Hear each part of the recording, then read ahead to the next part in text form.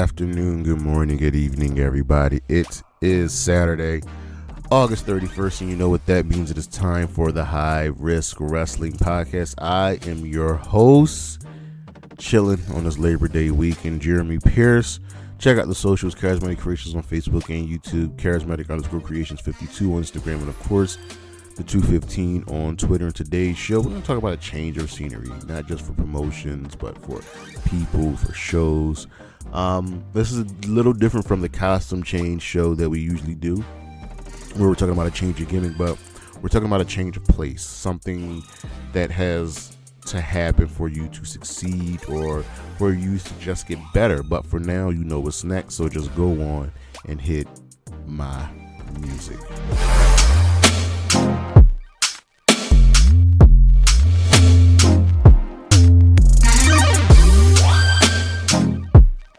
Wrestling needs its mid-card champions and needs these belts to help solidify that middle part of the roster, to elevate them, the holder to the top, or see if they can sink or swim. And right here we have the current 5 best mid-card champions. Right now in wrestling, we start with number 5, Kaylani Jordan. She is the inaugural NXT North American Women's Champion, and she has done a fine job defending that championship. Young in the ring, young in skill, but she has proven that she is eager to learn, eager to work, eager to grow, and she's put on some solid matches. It helps that she is in the developmental system that is NXT. Number 4, the WWE Intercontinental Champion Braun Breaker.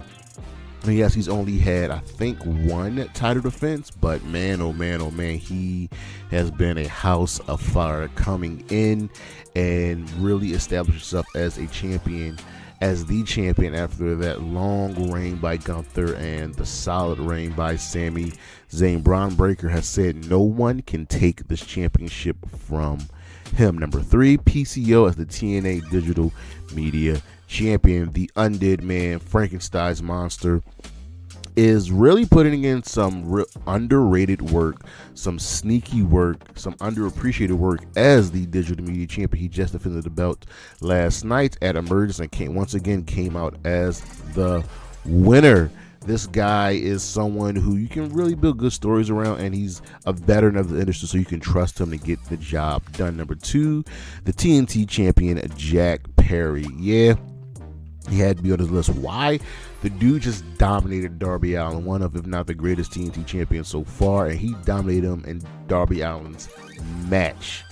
Jack Perry won the title in a fatal 4-way, and yes, he is part of the elite, but when he needs to defend that belt, when he needs to take on challengers, he will do it. Not only is he challenging now Bryan Danielson for the World Heavyweight Championship, or the World Championship, he still has this TNT Championship to solidify him as the guy that you have to go through to get to the top. And number 1, Oba Femi as the NXT North American Champion. This dude is on a roll. He is dominating. He is having open challenges. He is facing anybody that wants to face him, and he's so confident in himself.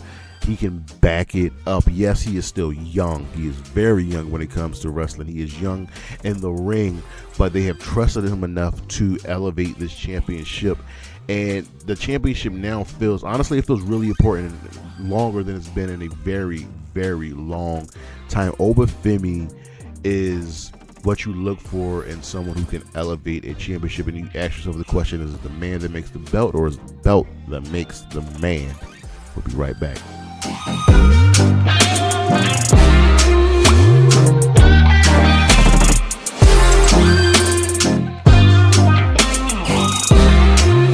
She's a brick house. This is my tag. Yes, Kamille Brickhouse is finally here in AEW. And listen. We know pretty much how her story is going to finish. But for now, it is time for her to show the world what we've known, what I've known for a very long time, that she is something special. She currently is the heavy for one Mercedes Moné, being her bodyguard, making sure things work out in her favor. She has not spoken since she stepped foot into an AEW ring, but that's okay. You let the ring work, you let your power, you let all of that do the talking for you. And it's very, very good that she's teamed up with Mercedes Moné, who's already the top star of the promotion, and she's been featured in All Out. Kamille has been dominant for a long time in the NWA, and sooner rather than later, she will get her time to shine in AEW. Keep your eye on her and pay attention to everything that she does, because she's one to really, really watch out for. We'll be right back.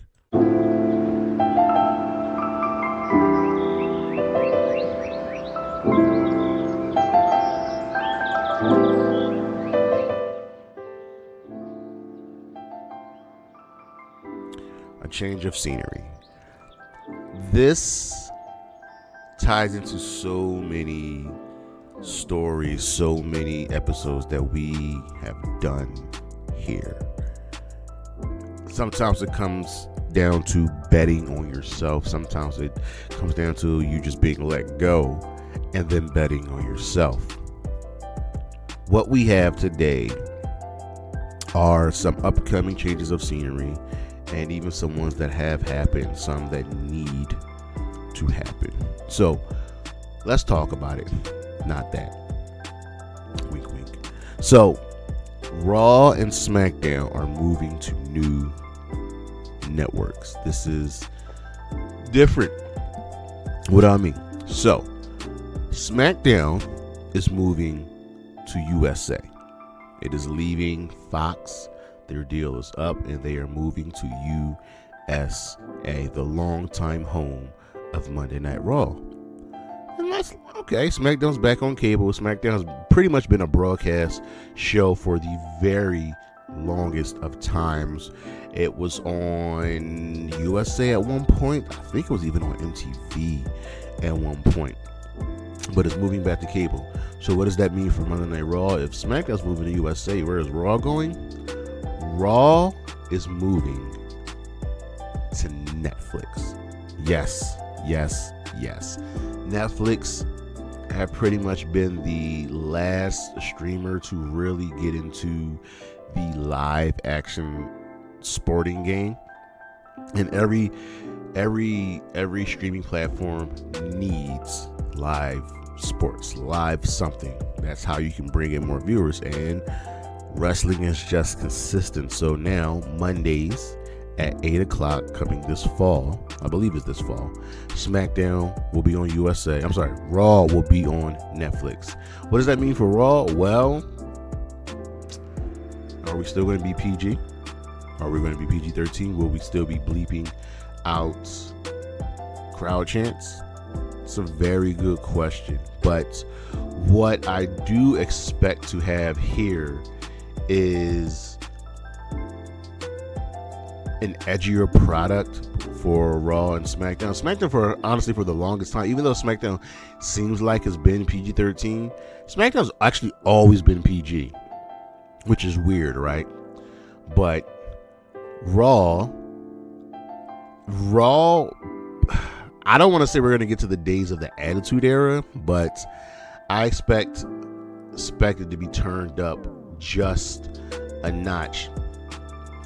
And it looks like Drew McIntyre's about to lose this strap match. Wow. Yeah, it's going to be fun.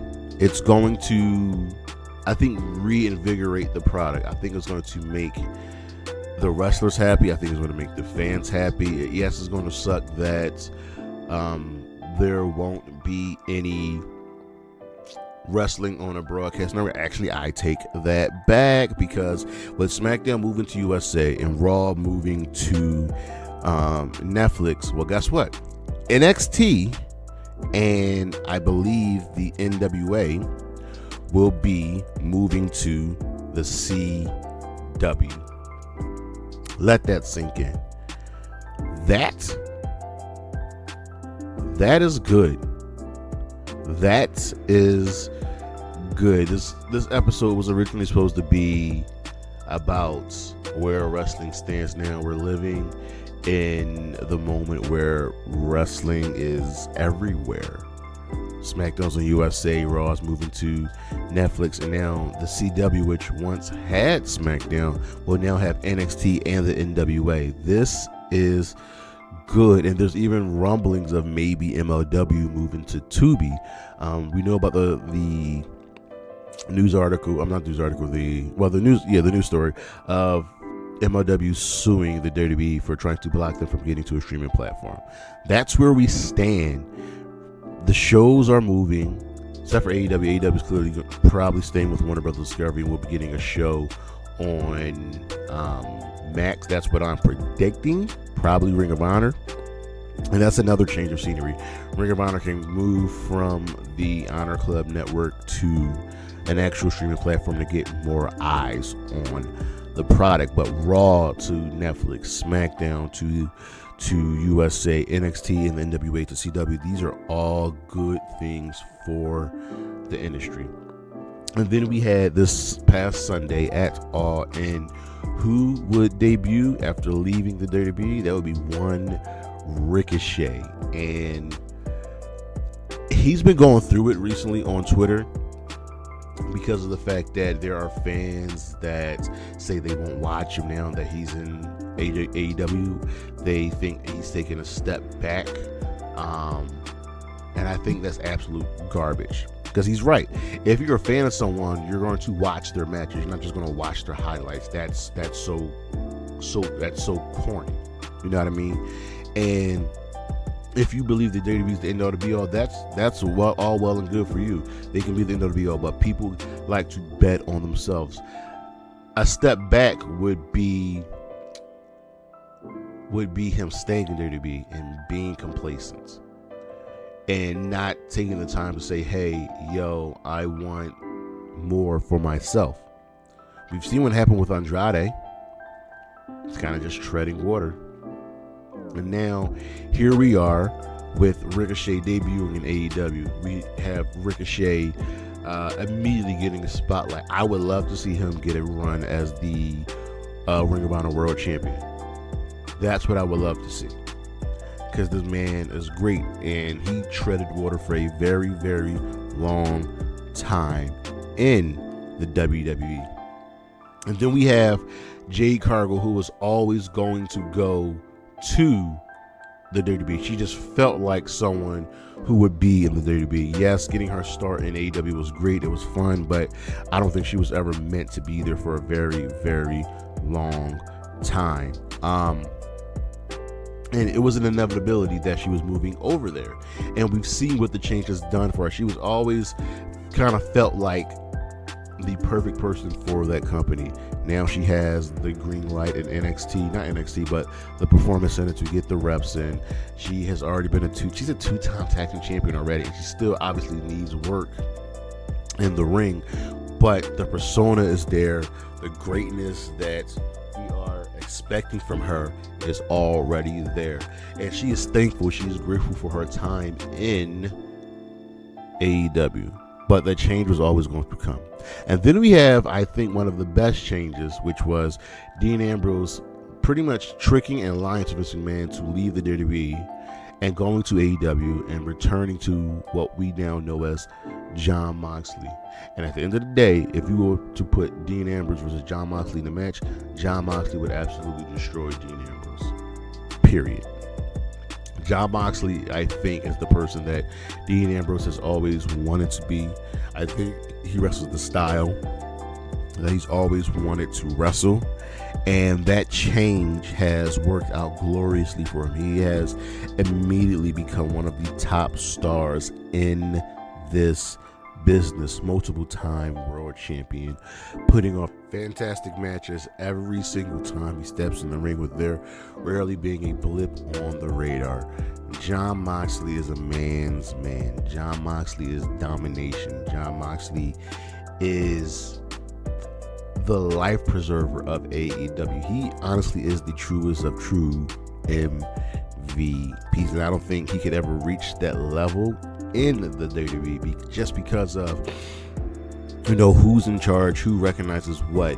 They can see you as a top player, but they will never see you as the player. And Jon Moxley was able to show that he is completely different. And then how about MXM moving to AEW and Ring of Honor? Mansoor and Mace were kind of just treading water in the WWE. First, they started out in the honestly horrible faction that was Retribution, and a lot of those people, the less said the better. And then they ended up as part of the Maximum Male Models with Max Dupree, now known as LA Knight, thank God, but they were just kind of there. And after their release, they were able to do something, find reinvigoration. They were able to really grab the bull by the horns, because if you see them now in AEW, if you see them now in Ring of Honor, they are extremely popular. They are getting the push that they have earned, that they've wanted. They are able to be a tag team. They are able to show up and show out and be essentially something better, something that they were never going to achieve in the WWE, and that is a top tier tag team, allowing them to live the gimmick, breathe the gimmick, put on really good promos, allowing them to express themselves. It just works. It just works. And these guys are really, really having fun. And I think when you can have fun, when you can see the wrestlers having fun, we can have fun. And that's all you really ask for. Then you have those that are just stuck in catering, stuck in not being able to get off that good foot. This is bad. And originally, for the longest of times, Odyssey Jones was there. He was the one that was stuck. And after 2 years sitting in catering, now here he is, part of a pretty decent storyline featuring the New Day. Now, his debut was good. He picked up a win that was good, and he is helping to exacerbate the storyline between Kofi and Xavier and Karrion Kross. And what's so funny is, can you really fathom a world where Kofi Kingston's a heel and Odyssey Jones is his heavy? Like, think about that. But whatever they have planned, it's going to work. All right.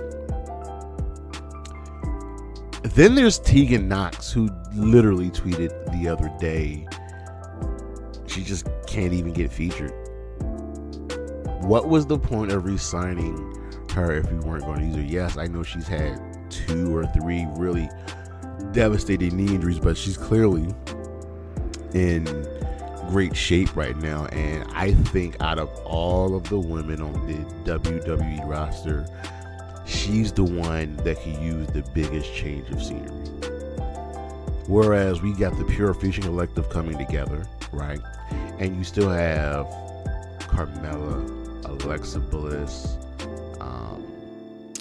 Natalya, Charlotte Flair, a bunch of women that are out in one way, shape, or form. Raquel Rodriguez. Tegan's here on the main roster healthy, and she can't get booked. I very much would love to see her in TNA. I've said it time and again that TNA needs more women for the Knockouts roster, and Tegan would do wonders there. There's probably a few women I could pick on the WWE roster that could make the jump to TNA and very much succeed. Tegan, in my opinion, is number 1, and I was very, very shocked when Natalya re-signed with the WWE. But something's got to give when it comes to Tegan Nox. Then you have Ricky Starks. This guy in AEW was on a roll, and it was nothing but up for him, and he's not hurt. He's just not being booked. And why is that? Some of us believe it's because he's just waiting to go to WWE to go and join Cody. Some of us believe that it's Tony Khan being spiteful. And yet, if you go back and look at the things that Ricky did, especially during that late Collision run, he was a man on fire, and yet he can't get on TV. Yes, I know the AEW roster is large, but so is the WWE roster. The TNA men's roster is large, and yet Ricky Starks can't get on TV. Honestly, he would do wonders in the WWE. His persona just fits them, and he won't even have that good music that he's got now. But he's a guy that needs a change of scenery. He's a guy that needs something. And still, you have the Dark Order, AEW Originals, which I don't think they're going anywhere. I just want to see something greater for them. The fact that they have never won Tag Team Gold sucks.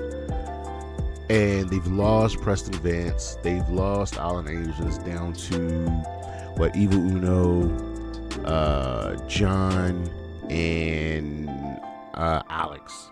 That's it. They've lost Anna Jay. I mean, they still got -10, but I thought the Dark Order were destined for something more and destined for something greater, and yet they're just kind of spinning their wheels, occasionally showing up in Ring of Honor. I think a lot of the issues that hamper AEW right now when it comes to the roster will all get fixed once Ring of Honor gets a consistent show. I truly believe that, but the Dark Order, they've got to shine at some point. You know what I mean? It's got to give. Well, All Out 2024 is going down tomorrow, and you know how we do. Previews, predictions, recapping the storylines leading up to the matches, and we're gonna take a look at it. Looks like a good show. We'll just do it. Hit my music.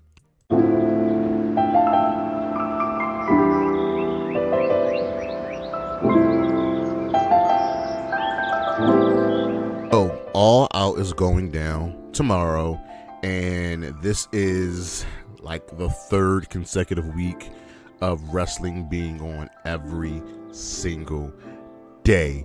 It's a lot. We've had obviously our weekly shows Monday through Friday, or even Saturday, but we've also had All In, Bash in Berlin, No Mercy, Emergence, and now All Out. Wrestling's just going down. Wrestling is just happening. New Japan had Capital Collision. The G1 went down. Like there's so much wrestling going on. And honestly, I wouldn't have it any other way. But today we have for you All Out 2024. This is AEW's annual pay-per-view, one of their big four, but it looks like honestly they might be having a big five now at this point, because you still have Forbidden Door, which is really actually a big six. You have Forbidden Door and All In, but I digress. All Out once again is going down to Chicago, and first things first, they need to leave Chicago. Period. It's just you run that market dry, the show won't be a sellout, and almost every AEW review is usually close to a sellout, and it's tough. Honestly, I am just tired of seeing them in Chicago. You have to move on. There are other cities that are dying for AEW to come there. You saw what happened when they ran their shows in Arlington, Texas. It was great. Like, just you have to leave Chicago. Don't come back to Chicago for at least a year. Period. Come to Philly, and you come to Philly a lot, but you can run a pay-per-view in Philly. Do more shows in the Midwest. Do more shows in the South. Do more shows in Canada. Do more shows overseas, because you have pretty much tapped Chicago dry. But All Out is going down. Before we get into this year's card, let's take a look at last year's card, which pretty much came a week after All In. We had, let's see how many matches we had on this card. Results. We had 13 matches on the show. So on the pre-show, we had 3 matches. We had Hangman Page winning the over-budget charity battle royal, lastly eliminating Brian Cage. Hikaru Shida, Willow, Nightingale, and Sky Blue defeated Diamante, Athena, and Mercedes Martinez in a trios match. And in the quote-unquote main event of 0 Hour, Billy Gunn and the Acclaimed retained the trios championship, defeating Jeff Jarrett, Jay Lethal, and Satnam Singh. Then on the main card, we had Better Than You, Bay, Adam Cole, and MJF, defeating the Dark Order team of Alex Reynolds and John Silver to retain the Ring of Honor World Tag Team Championship. Samoa Joe defeated Shane Taylor to retain the Ring of Honor World Television Championship. Luchasaurus defeated Darby Allin to retain the TNT Championship. Miro defeated Powerhouse Hobbs in a battle of meat and beef. Kris Statlander defeated Ruby Soho to retain the TBS Championship. Bryan Danielson defeated Ricky Starks in a no DQ strap match. The Blackpool Combat Club team of Will Yuta and Claudio Castagnoli defeated Eddie Kingston and Katsuyori Shibata in a tag team match. Konosuke Takeshita defeated Kenny Omega. In an 8-man tag team match, the team of the Bullet Club, Jay White, Juice Robinson, Colton, and Austin Gunn defeated FTR, Cash and Dax, and the Young Bucks. And in the main event, Jon Moxley defeated Orange Cassidy to win the International Championship. It's a good card, and I like that you didn't necessarily have to put the world title on there. There were enough big stars to run that event. I wish the main card had a few more women's matches, but I digress. But it was essentially it was a good show. Definitely was nice getting Ring of Honor on there. I would love to see more Ring of Honor featured on AEW pay-per-views for stuff like this. But let's dive into our show. So let's go with the Continental Championship, as Kazuchika Okada will be defending it in a fatal 4-way versus 3 other competitors. They will have their matches tonight on Collision. Those competitors are Orange Cassidy versus Brian Keith, Lance Archer versus Mark Briscoe, and Konosuke Takeshita versus the Beast Mortos. The winners of those 3 matches will be going on to the fatal 4-way to face Okada with the Continental Championship on the line. And hear me out right now. The matches are kind of set in stone. Like, I think Orange Cassidy's winning. I think Mark Briscoe's winning. Actually, Mark Briscoe's the toss-up match. I could take Lance Archer winning and Takeshita's winning, right? So, can you see Okada losing the championship? Well, the TNT title is not on the line tonight, and the World Tag Team titles are on the line. But can you see the Elites not having gold? Like, every single member not having gold? That's a good question. Here's what my heart says. Now, my head says Okada's probably retaining, right? But my heart of hearts says that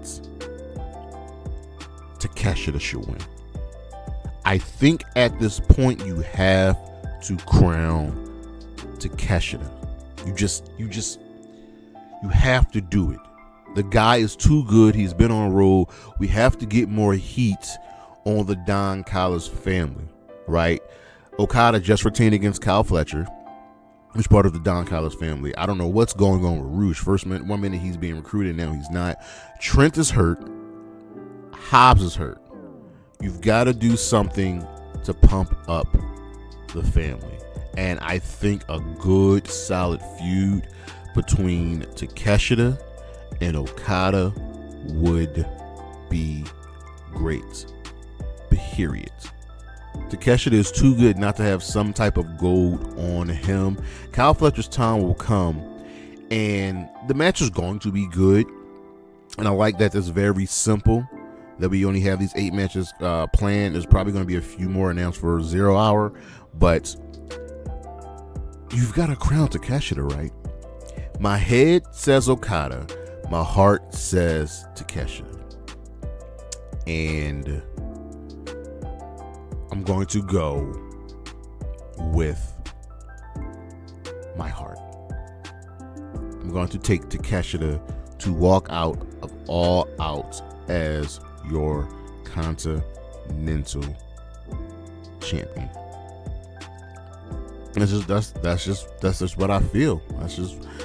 That's just what I feel. Next up, we have, let's go with the International Championship, as Will Ospreay will be defending the International Championship against Pac. Now, Pac became the #1 contender when he won a 4-way match on an episode of Dynamite, defeating Claudio, Fletcher, and Ishii, right? He earned himself an International Championship match. For the longest time, we did not know when this match was happening, but it's going to go down at All Out, right? But here's the thing. When he won that, Ospreay was champion. Ospreay then lost it to MJF. Ospreay got it back, defeating MJF at All In. So, this match is going to be sick. So to add a little bit of heat, we had a trios match this past week on Dynamite, and then backstage, Pac just gave Will Ospreay a brainbuster backstage on like some crates. Yeah. The bastard is not playing around. So my question is, do you take the belt off of Ospreay so soon? Like, he just got it back in a solid feud, and Pac hasn't touched this championship since he was the inaugural champion back in 2022. So my question stays the same. Do you take the championship off of Will Ospreay? Because if you take it off of him, that means you're elevating him to some place else. And I think because Pac got his moment at Wembley, he's not winning here. I like that Ospreay has finally been losing some matches. We've got enough heat. I just think Ospreay's walking away as your champion, and I think he is retaining. Next up, we have, let's go with the AEW World Tag Team Championships, as the Young Bucks will randomly be defending against the Blackpool Combat Club. This is very, very simple. Two teams who don't like each other are fighting for the championship. This is that plain and simple. So after, again, that 6-man tag that went down on Dynamite, the Elite attacked because Danielson was on commentary, and Claudio was like, listen, really, Bucks, I'm done. I'm tired of you. Me and my boy Yuta, we got next. And they got next. So we have this tag team title match going down, and the Bucks aren't losing. They just aren't. And the only reason I don't see them losing is because I think Okada's losing, and when the Elite lose all their championships, they're going to lose them all at the same time, and the TNT title is not on the line tonight. So take the Young Bucks to retain. This is going to be a really good match. This is actually going to be, I think, a really strong showcase for Wheeler Yuta. He's pretty much been on a roll since returning from injury.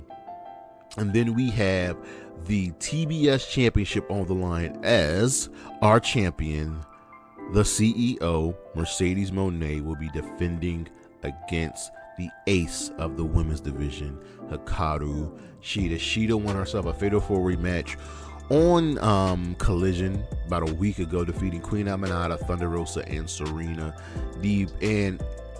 And Thunder Rosa could be in this match. So could Serena Deeb, so could Aminata. But I think to put more butts in the seats, not saying that these other 3 ladies can't, they can't fill the seats. You got to go with Shida, because what I think they wanted to do was erase the Brits Mercedes match out of our brain. If you notice, if you've been watching, they have not mentioned that match since. When the first footage they showed of Mercedes of any kind of wrestling after All In was her Capital Collision match in New Japan. That's what they showed. So yeah, and it gets no better than the ace Shida. Now, the last time they fought, Mercedes retained with the help of Kamille. Shida didn't like that. So Christopher Daniels this past week on Dynamite said, "Yo, Kamille, you are banned from ringside." I don't know if he used to do it with every match, but whatever. So Camille's banned from ringside, even though she might get involved. I'm curious. Shida wants to prove herself. Shida is at the top. She's a multiple-time world champion. She's one of the best in the business. She is that good hand you can call for. Mercedes Moné has proven once again why she is one of the best to do it now, then, forever. Yeah, I went there. This is going to be a very, very good match. I think for storyline purposes, Shida's got to win. Mercedes can get the belt back. I think she's Teflon, but you can't keep having Shida call herself the ace and for her to lose. She's got to win. She's got a match versus Deonna Purrazzo, who also needs a W right now. So, storyline purposes, take Shida to win. This could be your match of the night. It won't, because there are 2 other matches on here that will be match of the night. But this is going to be an absolutely phenomenal match. Then we have MJF versus Daniel Garcia in a 1-on-1 match. So after MJF made his return from injury in May, he became friends with Daniel Garcia. You know, they got the Buffalo connection, Long Island connection. And after Garcia lost an international championship match against Will Ospreay, MJF attempted to help Garcia cheat during that match, and then turned on him, and then absolutely bloodied him, and brutalized him, and just destroyed him. Seriously, listen, I thought Garcia was dead. So, during Garcia's time away, MJF won the International Championship from Will Ospreay, rechristened it the American Championship, and then All In, Garcia made his return, costing MJF the championship.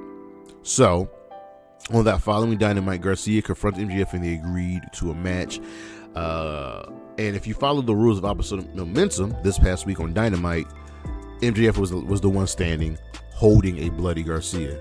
So by that logic, and I'm going with it, Garcia is winning. I'm just taking Daniel Garcia.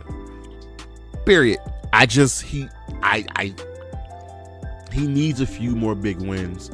MJF for me falls into that same category as Chris Jericho, as Jeff Jarrett, as The Miz, as Kofi, as their Teflon, Matt Cardona, where they can lose a match and it won't overtly affect your spot in the card. It will do nothing but enhance the winner. And I think that's going to happen here.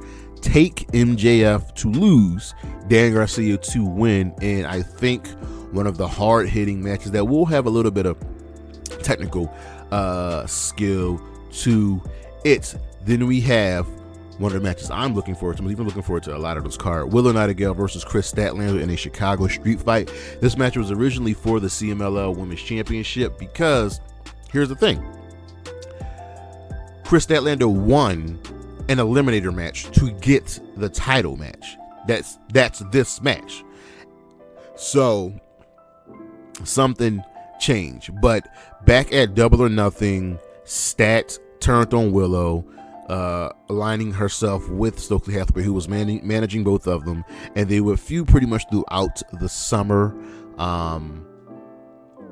Kris was pretty much just tired of the BS from Willow. Which BS? I don't know. But I like two horses fighting, and these are two of my favorites. So at All In on the pre-show, the match would be Willow and Tomohiro Ishii versus Stokely and Stat, with the winner choosing the stipulation for this match. Willow and Ishii won, so that's how we got this street fight. So if we look at their matches against each other, there was a women's tag team match. I remember that Willow won. Willow then lost the eliminator, but won at All In. So to even the series up, you got to take Stat to win, right? Stat has gotten the better of Willow in backstage fights, and she's got that eliminator win. But I could see Stat winning. Mind you, as Willow said, no one's fought in more street fights than her. No one's tough as her. It's hard for her, even though I think TJ will have something to say about that. This is going to be good, and it's going to get time, and they're going to be given that ability to breathe and put on a show for the fans. This is the match I'm looking forward to the most because these are two of my favorites today. Just like I had with Okada, my head says Kris, my heart says Stat. And with that being said, I'm going to go with Kris Statlander to win this match. If the CMLL Women's Championship was still on the line, I would have taken Willow to win. But take Kris Statlander to win here. Next, we have Bryan Danielson versus Jack Perry for the AEW World Championship. And I know why they did this match. All right. Jack Perry's just hated in Chicago. Because of CM Punk, Jack Perry's hated Chicago, and Jack Perry's done nothing but use that momentum to become a scapegoat, to win the TNT Championship, to have a great stint in New Japan, to just be better, to join the elites. Now, here's the thing. Jack Perry brought up the fact that during the Anarchy Arena match at Double or Nothing, it was Danielson who pinned him. And that's why he gets this match. Because remember, he's part of the elite. And the elite get to make title matches. The elite get to do pretty much whatever they want. This is going to be a good match. I think out of everything Jack Perry's done, this is going to be his showcase match. This is going to be his match where everybody can say, oh, wait, that boy good. Because you're in the ring with Bryan Danielson, who is pretty much on his retirement tour. But Jack Perry, as much as I like you, young man, you are not winning. Sorry. This will be a very, very fun match, but take Bryan Danielson to win. And lastly, the match that a lot of people are looking forward to, the match that has the best story, the match that has pretty much the best feud in the history of AEW. Swerve Strickland versus Hangman Page in a lights out, unsanctioned steel cage match. Just a quick recap of this feud. This goes all the way back to Wrestle Dream in 2023, where the two faced off, with Strickland won, and it became personal after Strickland broke into Page's house, including going to a sleeping kid's room. Now, Page didn't like this. Swerve said, listen, it's nothing personal. I want your spot. It is my time to be on top. And guess what? Swerve took that man's spot. They had a rematch at Full Gear in a Texas death match. Swerve won that. So Swerve is already up 2-0 on Hangman. So I'm thinking, why would Hangman need to face his man again? Swerve's got him. But keep making it personal. So then they were in a three-way match at Revolution, where they fought Samoa Joe for the World Championship. Joe retained. And then Page was just gone. Right? While Page was gone, Swerve became world champion, and he was a great world champion. Hangman then entered the Owen Hart Cup, and the winner of the Owen Hart Cup gets a world title shot at All In. He lost in the finals. Bryan Danielson won that. Strickland lost the title at All In. Hangman tried to get involved, but did enough for Swerve to lose. And ever since Hangman has been back, he has said he's going to make sure Swerve never eats, sleeps, breathes. He's going to make him bleed. He's going to make sure he never sniffs another world championship. Hangman is in the running with Drew McIntyre for the Hater of the Year award. And I get it. Hangman is very much justified because Swerve was a downright villain. But then it got even more personal. So this past week on Dynamite, when we got a video of Swerve, who had just signed a new contract, buying his childhood home was a dream for him. Hangman didn't show up for the contract signing. He said, it's just a formality. We know we're going to have this match. We already know we're fighting in a steel cage. But he made it more personal. Because where was he at? He was walking through Swerve's childhood home, destroying that thing, talking about Swerve, talking about the family that raised him. And what the Hangman do? He burned that thing down while sitting outside drinking a whiskey. And Swerve just broke down. And now it got real personal. So after Dynamite, Tony Khan was like, look, you already got a steel cage match, unsanctioned, lights out. This is what we're doing. And here's the thing. How can they top the Texas death match? How, Sway? How? They're going to hurt each other. And it's going to be really, really bad. Y'all pray for them. Now, with that being said, Swerve is up 2-0 on Hangman. Hangman's got to get a W here. Hangman's winning. I hate to say it because I love me some Swerve. I love me some Hangman too, but I really love me some Swerve. Hangman's winning here because this is not over. Wrestle Dream is right around the corner. Take Hangman Page to win this match. I don't know what they're going to do. I'm just hoping they leave safely. So take Hangman Adam Page to win, defeating Swerve in the steel cage match. Let's go over the card one more time in no particular order. Take Will Ospreay to retain the International Championship. Take the Young Bucks to retain the World Tag Team Championship. Take Kris Statlander to defeat Willow Nightingale. Take, I'm really going with this, Konosuke Takeshita to win the Continental Championship. Take Dan Garcia to defeat MJF. Hikaru Shida to defeat Mercedes Moné, becoming the new TBS champion. Take Bryan Danielson to defeat Jack Perry, retaining the World Championship. And Hangman Adam Page to defeat Swerve Strickland in the unsanctioned Lights Out match. But that is our show, ladies and today's show. Master of Disguise Part 3. I think this is Part 3. This is probably Part 4, but I can't find 3 parts, so we're gonna go with Part 3. This is the WWE edition. What is Master of Disguise? It's pretty much simple. It's about wrestlers that have changed gimmicks, whether it's for the better or whether it's for the worse. But for now, you know what's next, so just go on and hit my music.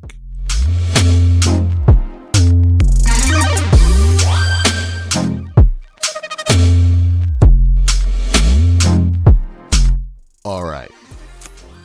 This next group of people are those who I think could really use a gimmick change. They're kind of wallowing right now, and they just need something to give them that extra edge. And we start with number 5, Omos. MVP is gone. Bobby Lashley is gone. Omos is just languishing. And at some point, you've got to be more than just a giant. You know what I mean? We need some depth. Big Show did it. Kane, Taker, Big Bill, Bam Bam. You have to be more than just tall. You know what I mean? Remember Eli Cottonwood? Bland. Something's got to change with Omos because it's there. It's right there for him, and a gimmick change, a tweak here or there, I think would really propel him. Number 4, Baron Corbin. It sucks that he's here, but ever since being called back to the main roster, nothing's been done with him. We had Constable Corbin, we've had the Lone Wolf Corbin, we had Big Money Corbin, of course we had everybody's favorite Baron, we had King Corbin, we've had everybody's favorite Corbin, bum ass Baron Corbin. He works well with gimmicks. We just have to find the right gimmick for him. It can work. He has all the qualities. He can talk, he can wrestle, he's funny, he can do serious. Just give this man something, because just being Baron Corbin, sorry to say, is not really working out for him. Number 3, Nikita Lyons. I also wanted to put Lola Vice here because they're in the same boat. They're just white women with fat asses. Sorry, it's just the truth. You need to be something more than I'm thick, I'm hot, I'm white, I got a big butt, I can kick you. Add something there. Take that package and build on it. Nikita Lyons, after getting hurt time and again, may not have much time left in NXT because the women there are currently doing really good work. And yeah, when she comes back, they're going to give her another shot, but don't just come back as the same Nikita Lyons. Add something there. Number 2, Apollo Crews, Baron Corbin's tag team partner. He is in the exact same boat. He was ultimately at his best when he really built on his Nigerian heritage. The man won a match at WrestleMania against Big E, winning the United States Championship. Y'all remember that? That worked for him. He had a heavy in Toon, something like that. I can't remember his name, but that worked. And then he got sent down to NXT for some reason, and then had this like journal gimmick or whatever where he was just contemplating things, and that kind of worked. But ever since being called back to the main roster, nothing. His Nigerian accent, all of that is just gone. Honestly, go back to that. Just do it, because he is languishing away just like this person at number 1, Tegan Knox. She can't get on TV. She just has nothing. And her really close friend, former tag team partner Dakota Kai, even though Dakota's her right now, she's part of Damage Control, so she's kind of fine. She has a group to protect her, whereas Tegan has nothing. Tegan's got to give us something. She might need a creative freedom like in AEW or TNA. I would love to see Tegan Knox in TNA because they desperately need more women on their roster. But Tegan Knox can't get on TV. We've got to fix that. Say, hey, let's try this. Let's try this. Go to NXT.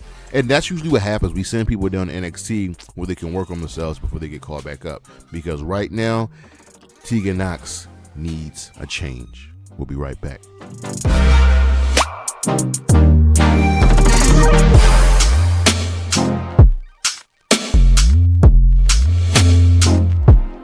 The spotlight is on once again, and this time it is shining on Pretty Deadly.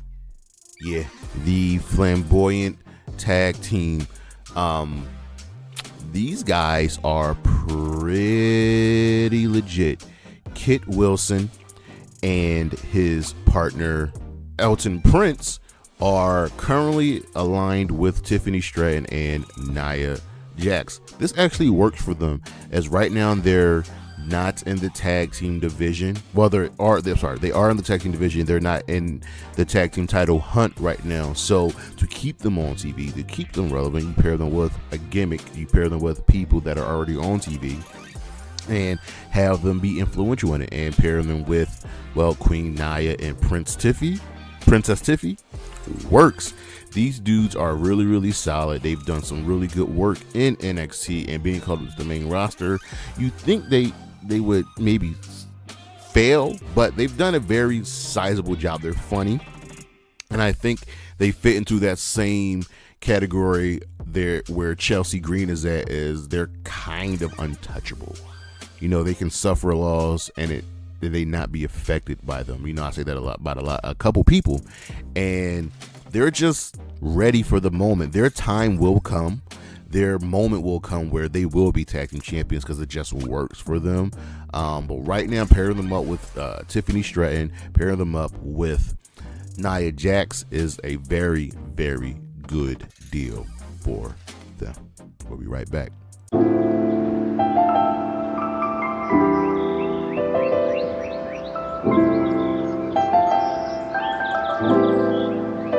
The Master of Disguise. This is a fun topic I really enjoy discussing. Essentially what we have here are the gimmick changes. People that went from one gimmick to another. Did it help them? Did it hurt them? And we're just going to have a really, really good time talking about it. So on the last one, we had Kevin Thorne, Jimmy Wang Yang, Lance Archer, and Nikki A.S.H. We could probably talk about Nikki A.S.H. again.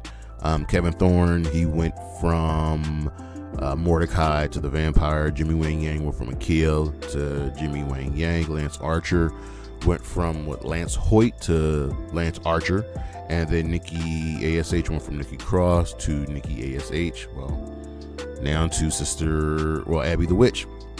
But first, we're going to start with none other than over down at NXT, one Wendy Choo. Now, she is someone who I am really, really enjoying. I want the world for her. So where do we start with Wendy Choo? Well, she wrestled on the independent circuit in Ring of Honor as Karen Q. She was then hired into Ring of Honor, right? And she faced the likes of Deonna Purrazzo, who else? And Kelly Klein, a few other people. And you saw that she has something there. So she gets pulled into the WWE, right? And she competed in the Mae Young Classic in 2018 under the name Karen Q. Later in February of 2019, she has signed with the company and was put into the Performance Center. Now, she had wrestled as Karen Q, primarily teaming with Xia Li, because you know the WWE can't help but put non-American superstars together in tag teams and groups. I am looking at you, LWO. And then she got hurt, right? She suffered a fractured lateral malleolus. So she spent 2 years rehabbing and undergoing surgery. So while she is away, right, you forget about it. And people are away, you forget about it, especially if they're not really on social media. So she returns in 2019, right? And she has a stable, Tian Sha. Now, Tian Sha was a stable of her, Xia Li, and Boa, and I was all for it. But she wasn't here as Karen Q. She was here as Mei Ying. Now you're asking yourself, who in the blue hell is Mei Ying? Because they never ever really showed Mei Ying's face. So she was kind of just there. She would sit on a throne and send Boa and Xia Li to do her bidding. And it should have worked. And something just went wrong. Mei Ying, I think, rarely fought. She would just sit on the throne and Xia and Boa would just lose. And we knew Xia had it. Xia was good. Xia was special. Go check out Xia Li in TNA, because she is definitely going to TNA. That is neither here nor there, but we're sticking with Wendy Choo. So Tian Sha kind of just failed, and it shouldn't have. So in November of 2021, Tian Sha was dropped. Mei Ying was dropped, and then she was repackaged as Wendy Choo. So who is Wendy Choo? What is the Wendy Choo gimmick? The Wendy Choo gimmick is she's just sleepy. Like, she comes and wrestles in a onesie. Her theme was like lullaby music. She has a pillow. Wrestled in slippers. Had a night mask, sleep mask. And I'm thinking, how will this get over? You know what I mean? But it was fun. She was getting over, and it was working. She was becoming a crowd favorite. She was in the Dusty Tag Team Classic, teaming with Dakota Kai. She was challenging for the NXT Women's Championship, and then she went on to feud with Tiffany Stratton, who she defeated in a lights out match. So it was working, but injury, and she suffered another injury. She was written off television, and we saw her attacked in the most dangerous place in all of professional wrestling, the NXT parking lot. That's where listen, that's where she got beat, and we know about the NXT parking lot. It's just don't be there. It's just a bad place. There have been so many people taken out in this parking lot. Just quarantine it. Let nobody be in it. But anyway, she was written off of television, and when she returned, she had a more aggressive persona. It was like she was having nightmares. And she formed a short alliance with Tatum Paxley. It ended within a month. But she was now challenging for more championships. She was now more aggressive. She was now getting more W's. She challenged Kelani Jordan for the NXT North American Women's Championship. She just challenged Jordan Grace for the for the TNA Knockouts World Championship. So the Wendy Chu gimmick is working. Will it translate to the main roster? I'm not sure. But right now, in the bits and pieces, the doses we have for it within NXT and TNA, it is working. And her style is good because for some reason it just clicks. Her regular style was technical with a mix of technical wizardry, some aerial assaults, and a bunch of suplexes, and she's up that with this new Wendy Chu gimmick, and it's more aggressive, and it just works. I like this, and I want to see Wendy Chu get down. Then we have, ladies and gentlemen, we're gonna keep this one short and sweet because it's just classic. Matthew Hardy. We're not gonna go from Matt to Broken.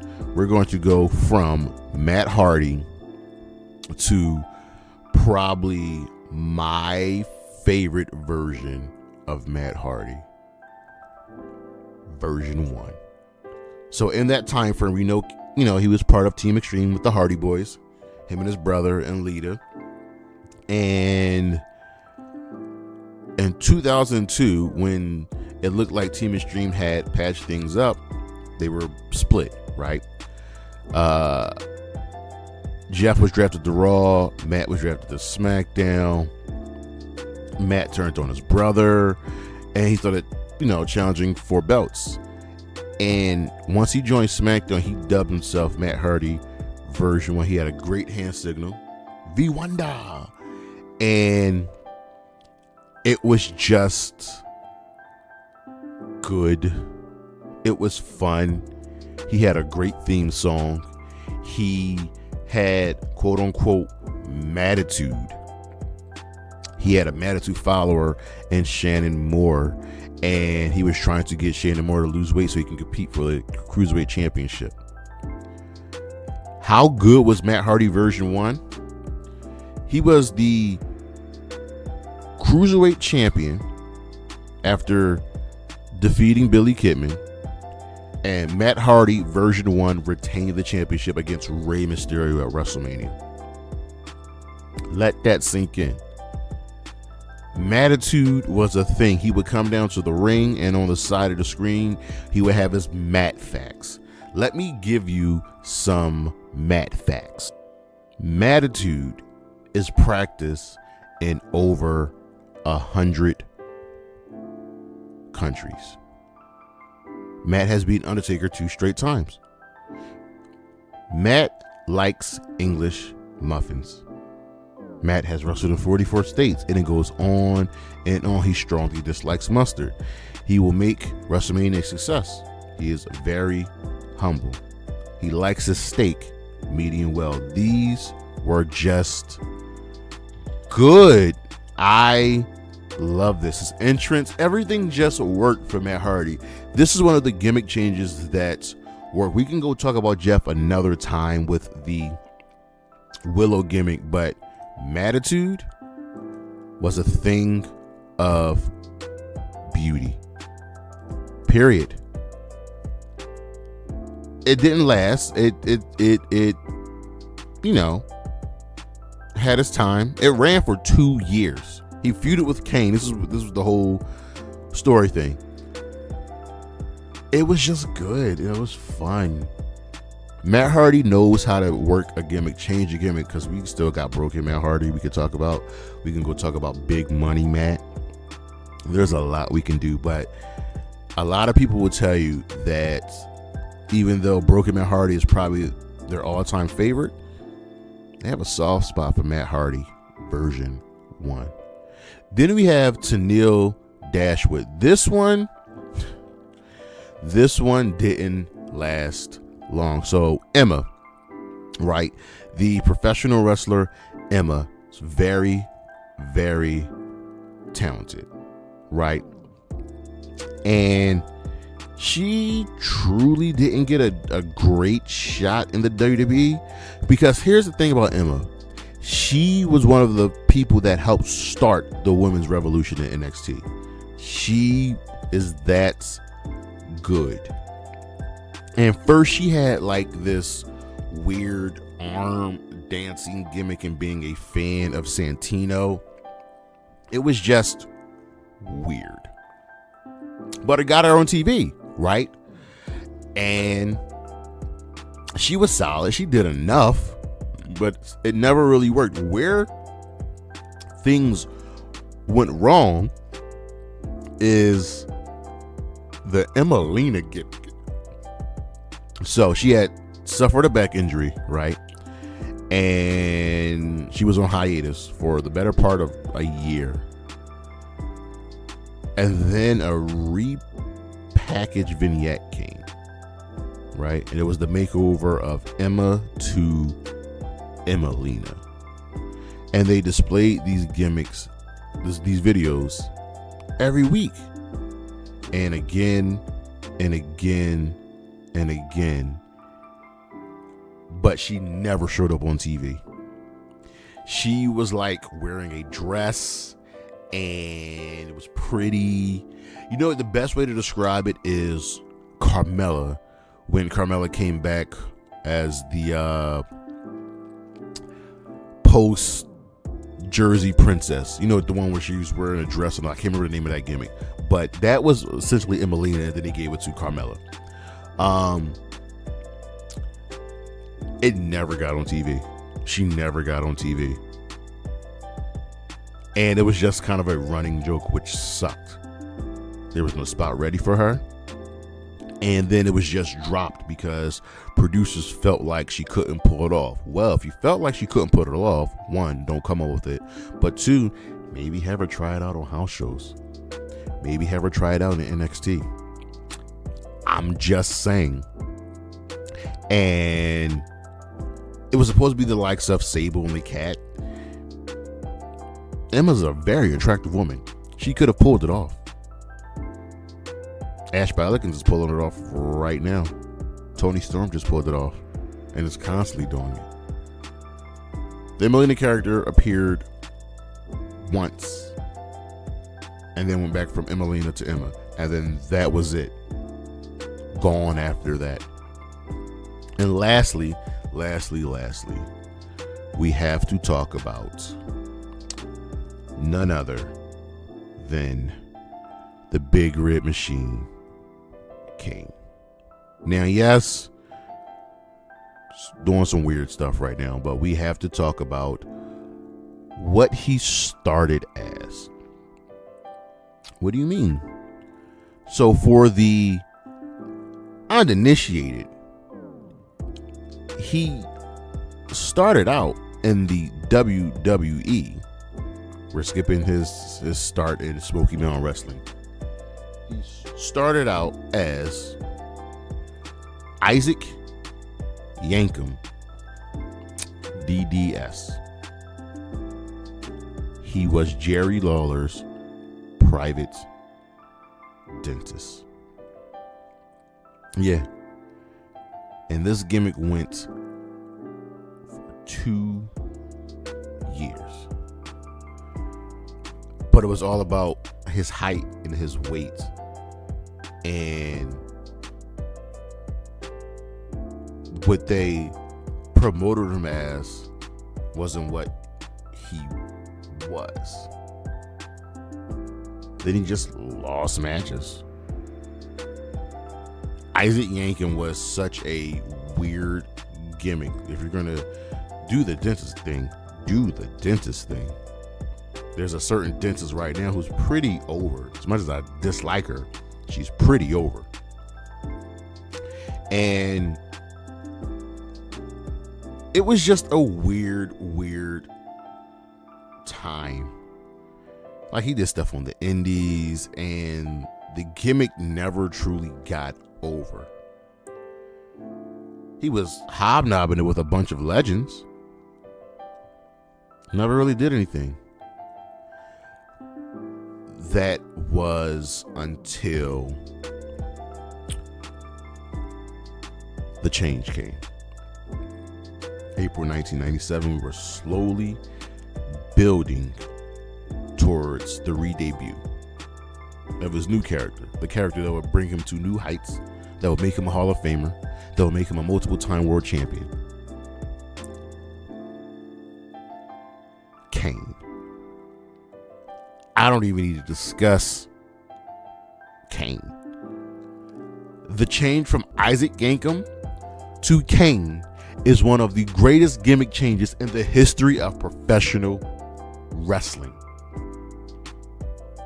Find me someone that tops it. There probably are a couple, but going from a dentist to the big red monster being the Undertaker's brother, Hellfire and Brimstone, the Inferno, like, it just worked. And the rest is history. That's a gimmick change that worked. Those are your master of disguises. As you can see with today's episode, there are some that worked, there are some that didn't. Honestly, only two truly worked. One's getting over, the other one was just lost in the beginning. Never happened. I can't wait to talk about this again, because there are so many more we can do. But let me know what you guys think. Don't forget to like, comment, and subscribe.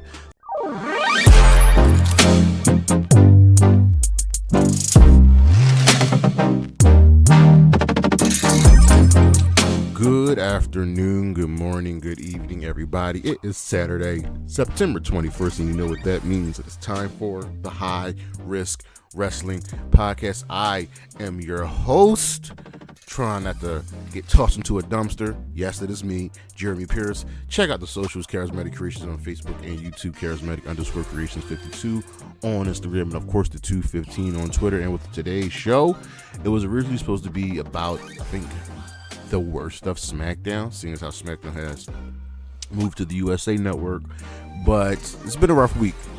I wanted to speak on something still close to SmackDown, and that is the importance of the second show for a professional wrestling company.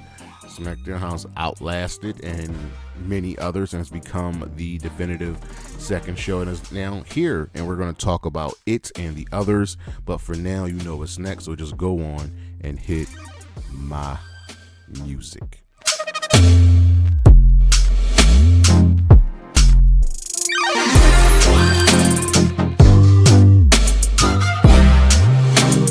And with that second show, there comes other shows, and WWE has had a plethora of other shows, and this list right here are the best non-SmackDown shows. And we start with number 5, Total Divas. I originally hated the idea of Total Divas, but it had to happen. Reality TV is just part of us, part of the culture, and the WWE found a way to capitalize that. It showed the viewers, us, the fans, the inside look of the lives of the female WWE superstars and behind the scenes in their personal lives and in the ring, out of the ring. And originally this show was centered around Brie, Nikki Bella, Naomi, Cameron, Natalia, Eva Marie, and JoJo. But get this, Eva Marie debuted on Total Divas before she ever debuted in the actual ring. That's how much they saw in her.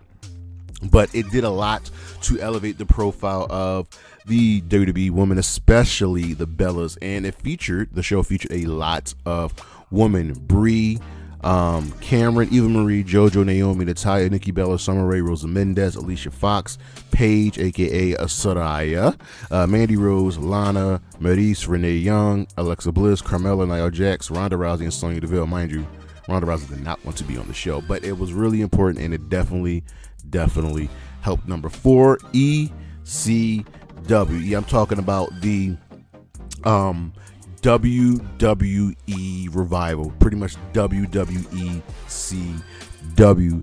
After the success of the One Night Stand pay-per-view events back-to-back years, WWE decided to bring back ECW as a third brand, and although it started out as fun, it gave us superstars like Shelton Benjamin, elevated him. It gave us Kofi Kingston. It gave us Sheamus. Ultimately, it failed because Vince McMahon could not help but get involved and to make the brand look like a joke, to say, hey, ha, I bought you. We know about the dark days of ECW. Number 3, NXT UK. Spinning off from NXT UK became a very, very important brand. It ran for 4 years. It aired weekly. It was taped, but it did so much for the NXT brand. It gave there to be a place in the United Kingdom. It gave us Gunther. It gave us Tyler Bate. It gave us Pete Dunne. It gave us Rhea Ripley and Piper Niven and Toni Storm. They were the backbone of the division, and now look at them now, stars in their own right. This was great, and I miss NXT UK. It was something different. It was something good. It was something better, and I wish we could have it back. Number 2, Saturday night's main events. This was the show, airing on Saturday night, running from 1985 to 1992, and then revived in 06 to 08. This was a kind of like special TV special pay-per-view that aired on NBC, and it was great. It gave us some incredible moments. It gave us some incredible matches, and it holds a special place near and dear in our hearts. I think a lot of people really, really love it, really, really miss it, and now with it coming back, we are all very much excited. And of course, number 1, NXT. Did you think something else would be number 1? Did you think something else would top this? NXT is the WWE's developmental brand. NXT is it. It has worked, starting out in 2010 as that game show and then evolving into what we know now as NXT. The black and gold was Triple H's baby. It was like his little indie fed, and he would just hire wrestlers left and right, and it got so good to a point that the main roster stars were jealous because the guys at NXT, the girls at NXT, were allowed to wrestle. They were allowed to put on great matches. They were allowed to put on great storylines, whereas the main roster had to deal with Vince McMahon. NXT is here. NXT is working, and this might be the best thing that WWE has ever done, and I'm not trying to be hyperbolic, but NXT just works. We'll be right back.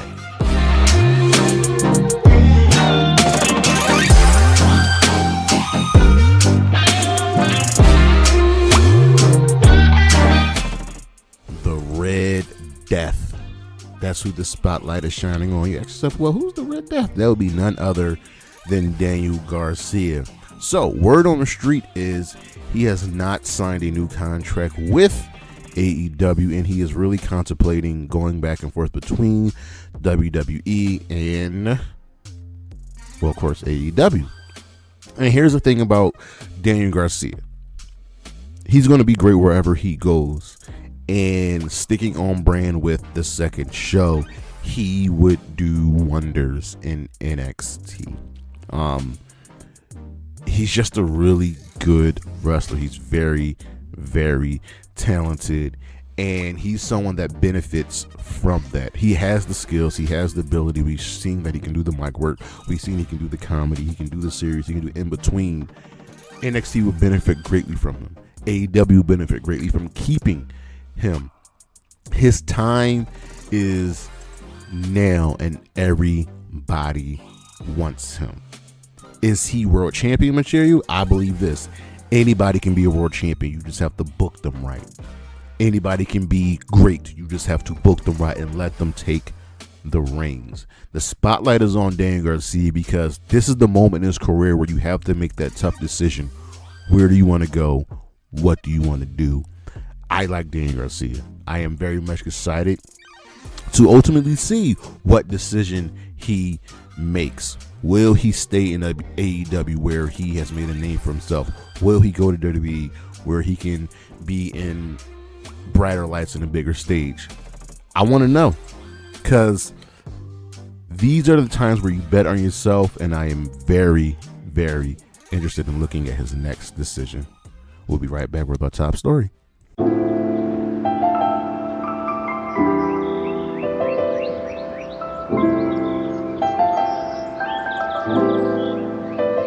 That second show, SmackDown, Collision, Thunder, so on and so forth. That second show for a wrestling company is so important. It gives you the growth that you need. So let's talk about it. This topic stems from SmackDown being moved to USA. New TV deal, shows get moved around. SmackDown's moving to USA. Raw's moving to Netflix. AEW is probably going to move some things around with Rampage and Collision. But here we are with wrestling thriving. Wrestling is legitimately on 5 days. Actually, no, wrestling's on 6 days a week, Monday through Saturday. And just this past month, we had wrestling on for, I think, 3 to 4 straight weeks. That includes Saturday and Sunday. So we're in a boom right now. And when your company is growing, you need that second show. The main reason for me is you have a big roster. And let's look at the WWE for a quick moment. We got SmackDown because the roster was growing. And then when they bought ECW, when they brought WCW, we had to have a second show. This was also in the midst of the Monday Night Wars. WCW ended up making their own second show. Another reason that you have this second show with the growth of the company is to expand your viewership. Let's go back into the pre-Monday Night Raw days. You had to watch wrestling on a tape delay, right? You had to figure out where it was going to happen, when it was going to come on. And this goes all the way back to 1956 with heavyweight wrestling. Then you had All-Star Wrestling, so on and so forth, Championship Wrestling. WWE at one point came on the MSG network. I don't know about that one. So these shows were coming on Saturdays and Sundays until Vince McMahon gave us Monday Night Raw. We had Saturday night's main event, which was the really, really big one that helped everybody. So you got to expand your viewership, and when you expand your viewership, you end up bringing in revenue. That's the ultimate point, right? You have your big roster, so you need that roster to grow. And because that roster grows, you need to expand your viewership. And when you expand your viewership, you bring in more money, you bring in more ad revenue. So here we are with wrestling on TV all of the time. And we're in this point where, is it too much? Is it not enough?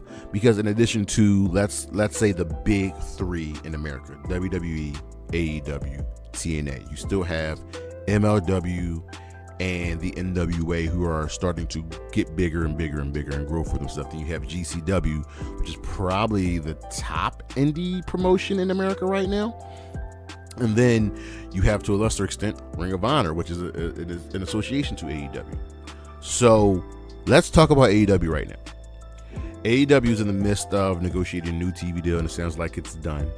And we're waiting to hear the logistics and the specifics of it, right? So AEW ended up with Rampage. So before we had Rampage, the AEW would do Dynamite, which aired Wednesdays, and they would have Dark and Dark Elevation. Those came on YouTube. But as AEW was growing, and Tony Khan made a point that he said within 5 years, he wanted AEW to be profitable. And with this new TV deal, it looks like AEW will be profitable. You needed a second show. AEW, as the competitor to WWE, needed a second show. And we got Rampage. Now, Rampage originally was treated like a big deal until it ultimately dived down, and every now and then Rampage does feel like a big deal. But with AEW's big roster, you needed a second show, and so we ended up getting Rampage, and it was great. The thing with these second shows is you can't keep featuring the same people.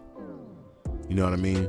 So you can't, let's say Darby Allin wrestles on Dynamite, don't have him wrestle on Rampage. Let Rampage, I'm not going to say be separate, but it needs to have its own storylines that bleed into Dynamite, and Dynamite has its own storylines to bleed into Rampage. And then as AEW was growing and growing and growing, they got a third show in Collision. So whereas Rampage was the 1 hour show, Collision became a full-fledged 2 hour show. And that's what companies need. So AEW has 5 hours of programming throughout the week on television. This is not even including Ring of Honor. So with the AEW programming of Rampage and Collision, they set out to do something that hadn't been done. They got multiple shows within 5 years. Now, mind you, SmackDown did not come until, I believe, 98, 99. Raw came in 93. So WWE had a second show within 6 years. Collision, Rampage, Dynamite. These, aren't going anywhere. I don't know about Rampage. We gotta keep our ears low. But AEW has done the work. They've shown you that they are ultimately here to stay. So they followed, they hit the 3 points that I mentioned. The big roster, which facilitated the need for another show, which we got Rampage, and with Rampage expanded the viewership, and because the viewership came, you got more money, which allowed you to get Collision, and now here we are with AEW about to get another TV deal and a streaming deal. Then we go over to TNA, who will always be near and dear to my heart. They have rarely ever had like their own SmackDown. Now, they could have had one right around the time Dixie Carter put Hulk Hogan in charge, because they were growing for the longest time. After the WWE purchased WCW, they had no competition until TNA came along, and TNA really was number 2 right behind the WWE. But we know the story. So here we are with TNA, and what do they have now? They have Explosion. And Explosion is a 1 hour show. It airs, I believe, either on YouTube or the TNA streaming platform. And they're falling into that trap that WWE did for the longest time when we get to their other shows. We'll talk about that. I'll compare, since Explosion's a 1 hour show, I'll compare it to Rampage. They're both 1 hour shows, but the difference is Rampage has storylines. Rampage continues what's going on Collision, what's going on Dynamite, whereas Explosion, like a lot of the WWE 1 hour shows, are just matches. They're just recaps. And TNA would benefit greatly from changing out of that formula. Explosion needs to be an extension of Impact. You have a nice roster. We're going to talk about the Knockouts roster at another point with another show. But Explosion needs to be more. You are getting critically acclaimed. You have this working relationship with NXT, and it is helping. Don't use Explosion as a show just to put on matches. Make it something more. Then we have WCW. For the longest time, they were the WWE's biggest competition.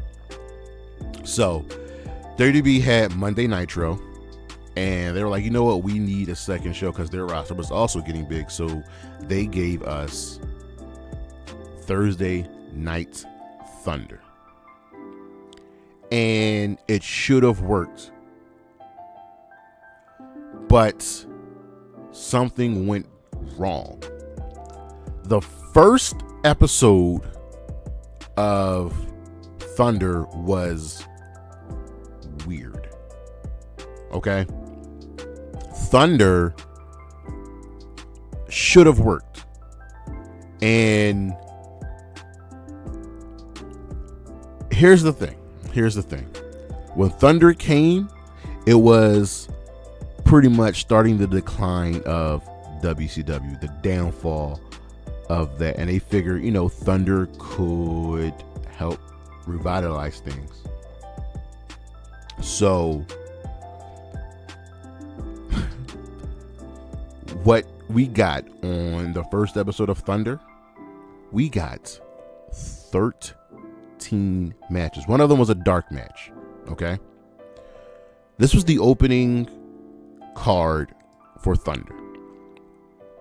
Randy Savage beat Chris Adams by DQ.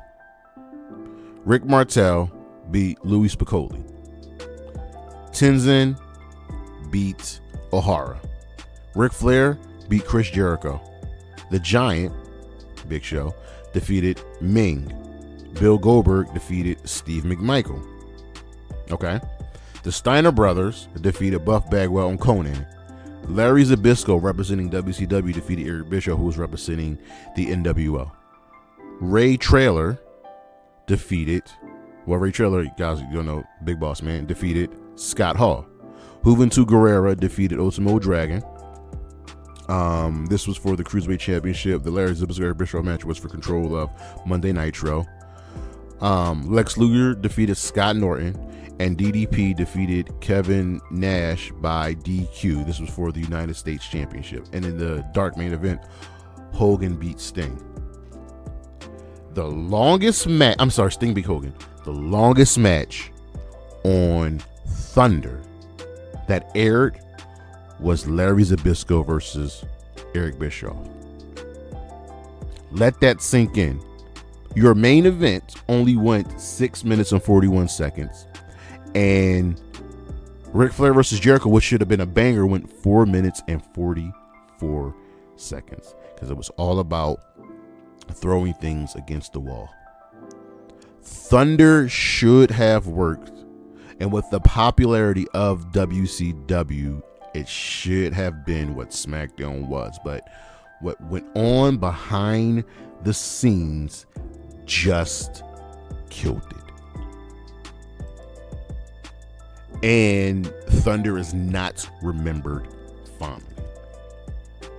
Then we move over to the WWE, right? I'm gonna give you 4 shows. Actually, no. I'm not even gonna give you 4 shows. I'm going to give you 5 or 6 shows. And we have Heat, Velocity, Jacked in Metal, Saturday Morning Slam, Superstars, 205 Live, and Main Event. Now, out of all of those shows, Main Event is still on TV. Main Event airs. Main Event has been going on since 2012. Now, what do these shows all have in common? Well, they're there to be 1 hour shows, and they're more like recap shows. They give you 2 matches, but they recap what goes on Raw and SmackDown.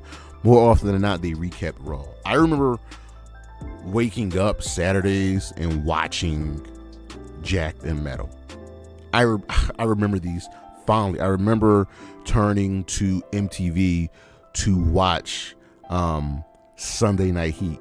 Now, Heat is the one that really stood out because it was on for about a decade and started to really find a name for itself. I remember Stevie Richards making it Stevie Night Heat, Lita becoming involved, and Heat really became a kind of legacy event. And it was just fun. It just worked.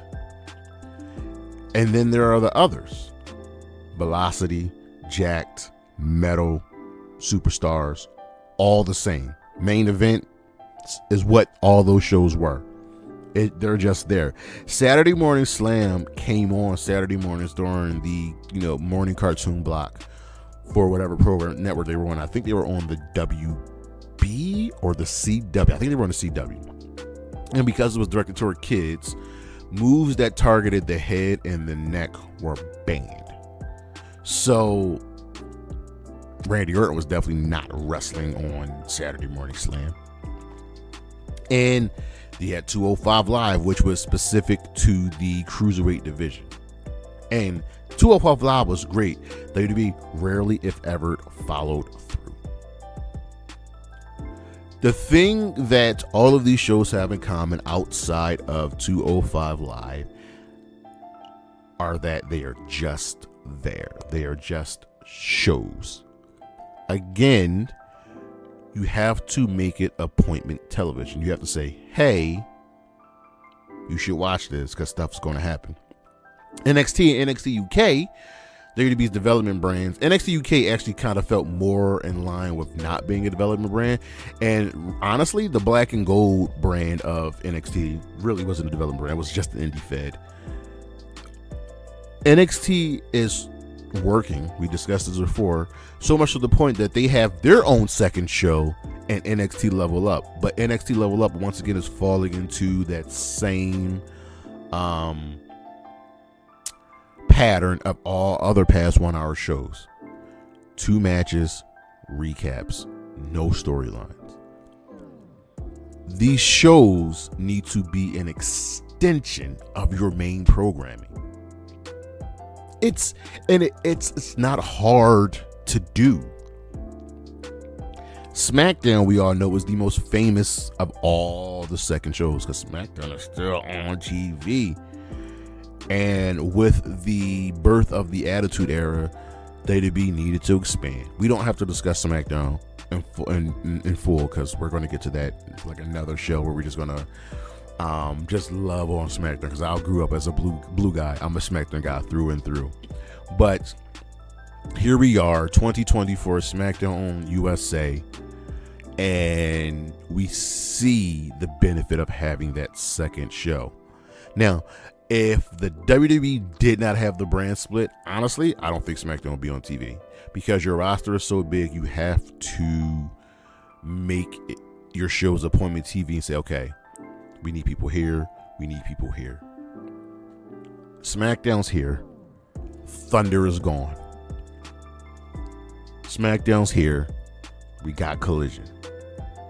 That second show is important. And we're waiting on Ring of Honor. Ring of Honor used to set itself first with getting his main show intact before we give them a second show. And Tony Khan can figure out the whole roster situation. Yo, Tony Khan, if you need help, call me. I can help. That second show is important, especially for those big companies. Whether your deal allows you to be on broadcast television, with NXT now moving to the CW. SmackDown for the longest time was on broadcast television, so it feels weird not having SmackDown on broadcast television. There's a chance that AEW may get another show on broadcast television. So here we are with these shows. You're needed. You're wanted. Do not fall into that pattern of here's some matches, here's the recap. We don't need that. We don't want that. Continue to tell your stories. You can do a little bit of a recap. I think Rampage does it well. Rampage gives you about 4 matches, 2 really good matches, a solid main event. Sometimes it's important, sometimes it's not important, but they still recap what goes on Dynamite, and then they bring you into Collision. That's how you do it. It's great to have these shows, but we've got to do better with them. That's our show. Thank you for listening. Thank you for watching. I greatly appreciate it. Check up on the Screen Day show. Well, we're going to be looking at and having some fun talking about the forgotten modern WWE pay-per-views. This is going to be really fun with Bad Blood being brought back, and NXT bringing back Vengeance, the Great American Bash, and No Mercy. It's time to go have some fun. We're going to talk about them Johns, but for now, you know what's next, so just go on and hit my music.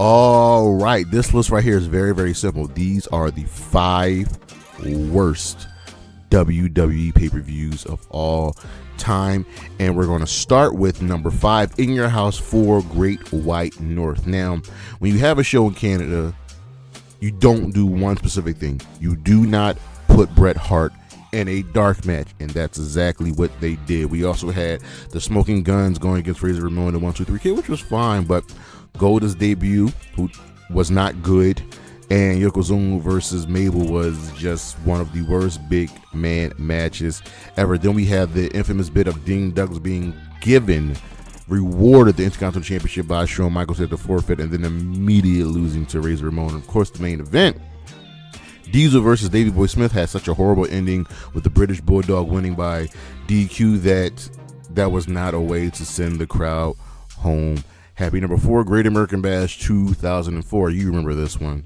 This was the SmackDown brand exclusive pay-per-view, and outside of the amazing Eddie Guerrero JBL Texas Bull Rope match, everything else just sucked. John Cena versus Booker T, Rene Dupree versus RVD.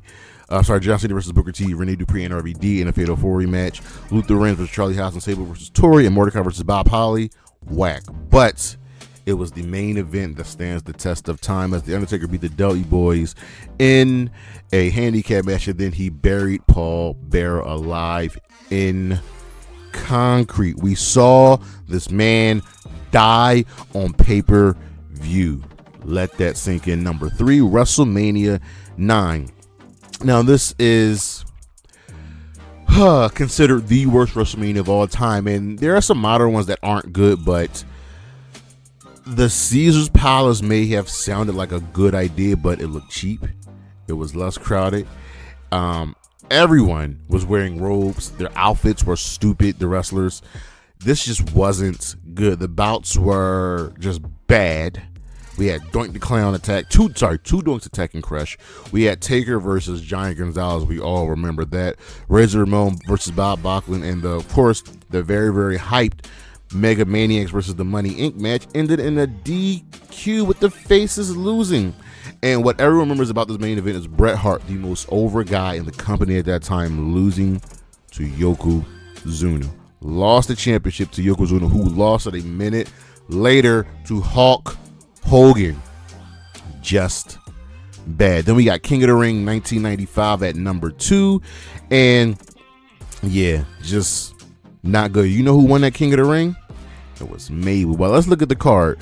The tournament just was bad. Taker and HBK were knocked out early, while Savio Vega was put into the finals over Taker and HBK, and it ended with, again, Mabel winning. And they wanted to push a new heel, and I'm fine with you pushing a new heel. King of the Ring is always great when heels win. Just Mabel wasn't it. Mind you, also on that card, Bret Hart fought Jerry Lawler in a Kiss My Foot match. In the main event was Diesel and Bam Bam Bigelow versus Sid Vicious and Tatanka. Yes, not even a title match closed that show. It was really, really bad. And of course, the one that hurts me the most, number one, December to December. This was WWECW's first pay-per-view.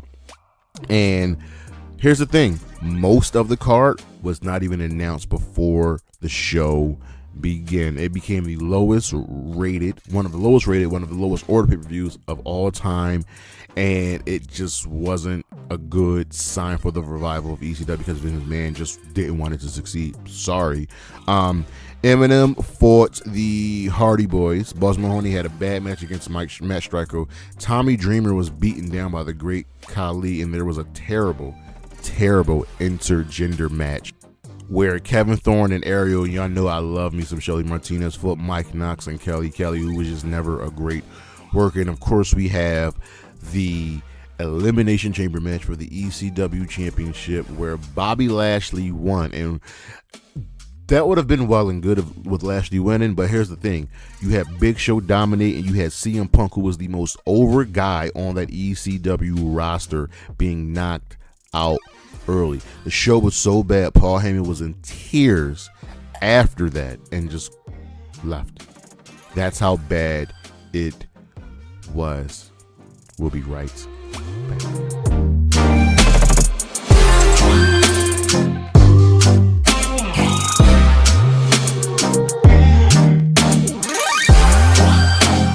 The spotlight is back, it's bright, and it is shining on a man I greatly respect, and that is Paul Heyman. Why is it on Paul Heyman? Well, the Bloodline story is very much rolling along, and the old tribal chief misses his wise men.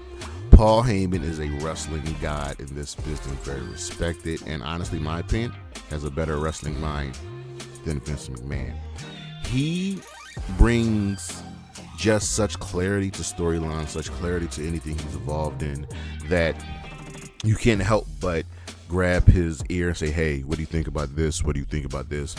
And this Bloodline storyline has been going on for 4 years, probably a little bit longer, and Paul Heyman has been a major reason why, and we are expecting him back. We are expecting him to realign himself with Roman Reigns. And once Paul Heyman comes back, you can very much expect the storyline to really take off once again, because the pieces are going to get moving, and I think it's going to be the wise man that will truly have Roman Reigns turn over a new leaf. We'll be right back.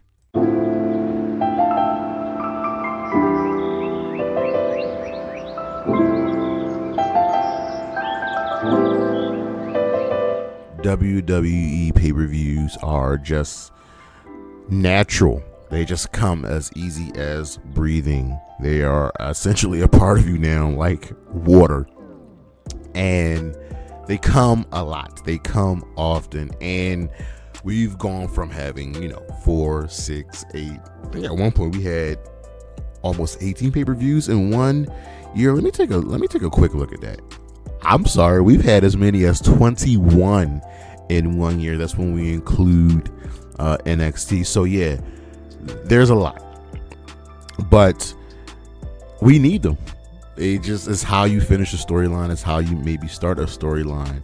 And remember when we had the brand extension? That's when we had these many pay-per-views. Raw, SmackDown, NXT were getting their brand exclusive pay-per-views, and I was all for it, but WWE just went a really bad way of going about it, and that's okay. No, it's not okay. So you've got to do better. But these pay-per-views, these events, they're what we look forward to at the end of the month, and since we've had so many, clearly, obviously, some of them have gone by the wayside. So let's start with Taboo Tuesday. Do you remember Taboo Tuesday? Taboo Tuesday was a Raw exclusive pay-per-view, and it was held on a Tuesday for the first time ever, and fans were given the chance to vote on the stipulations.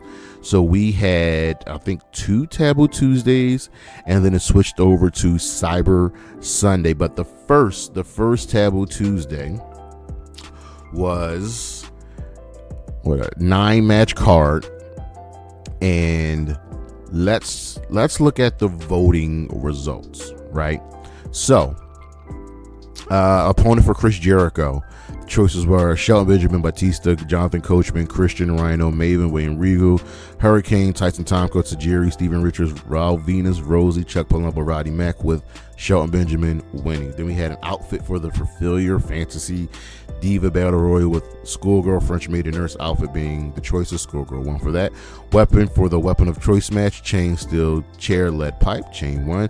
Stipulations for Eugene versus Eric Bischoff, and it was loser gets their head shaved, loser has to wear a dress, loser has to be the winner servant, and head shave won that clearly. Stipulation for Chris Sammy versus Kamille, lingerie pillow fight, evening gown match, and aerobic challenge, pillow fight won that.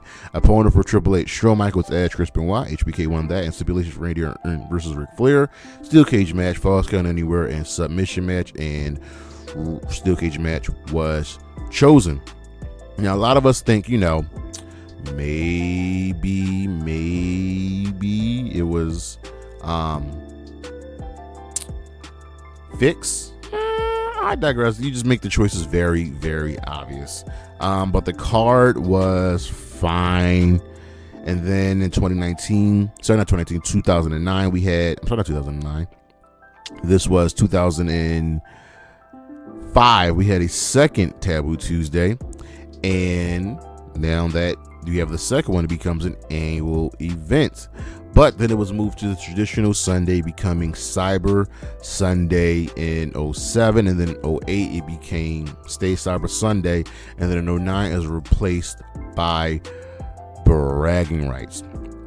Bragging Rights went for 2 years, 09 and 010, and it was fine. It was kind of like the brand versus brand, Raw versus SmackDown, and you get a trophy, and there was a 14-man tag match. So the first Bragging Rights ran in 09 in Pittsburgh, PA, and let's look at the results.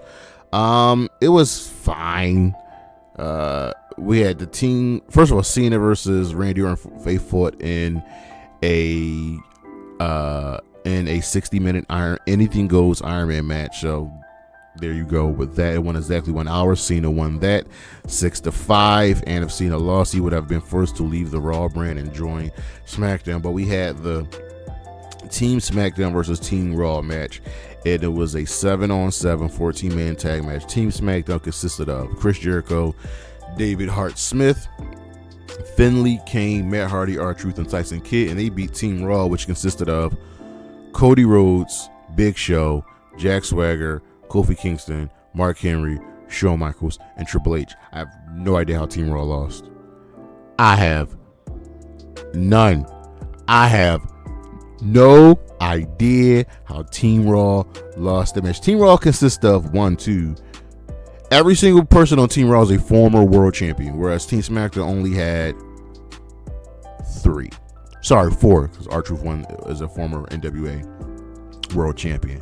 But yeah, so we go from Taboo Tuesday for 2 years to Cyber Sunday for 2 years to Bragging Rights for 2 years. Now, the last year of Bragging Rights, the main event was Wade Barrett versus Randy Orton with John Cena. This was the whole Nexus storyline, with a single match for the WWE Championship, and less said about that, the better. But let's look at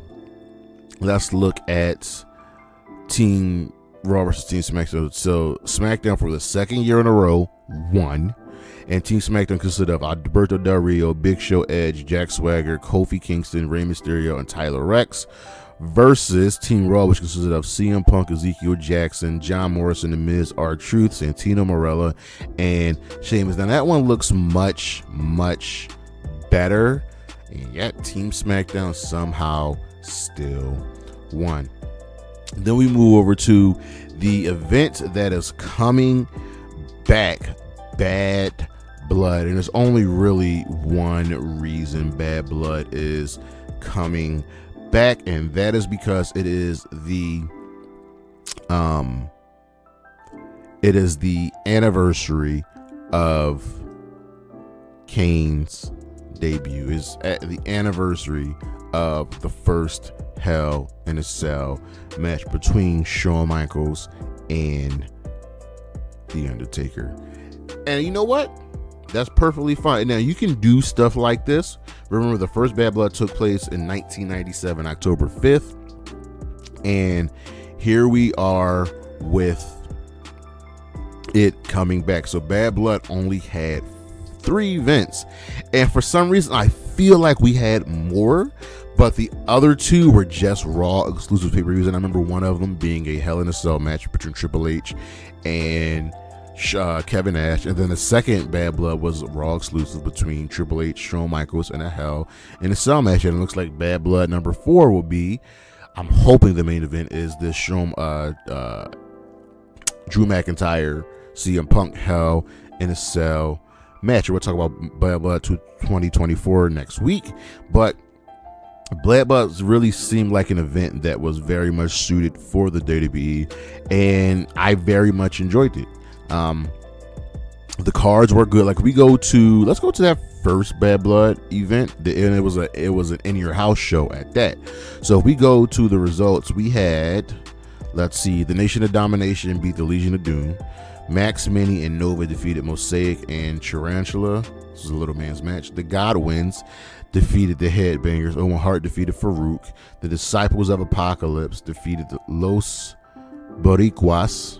Such a random match. Who did Disciples of Apocalypse? 8 Ball, Chains, Crush, and Skull defeated the Los Boricuas. Bret Hart and British Bulldog beat the Patriot and Vader. And the main event was, of course, the Hell in a Cell match. So Bad Blood really is fun, stands the test of time. Then we had, you heard me talk about it in the list, December to Dismember. That's all we're going to talk about. We're going to say it was not a great show. We are going to move on from it. The less said, the better, because it's just not good.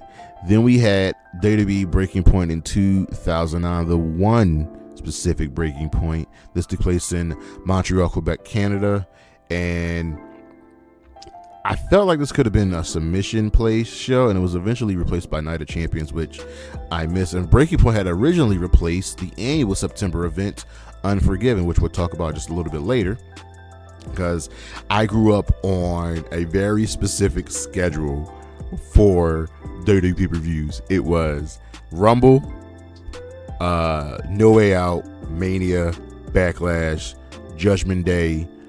I forget what the June pay-per-view was. July, Great American Bash. August, SummerSlam. September, Unforgiven.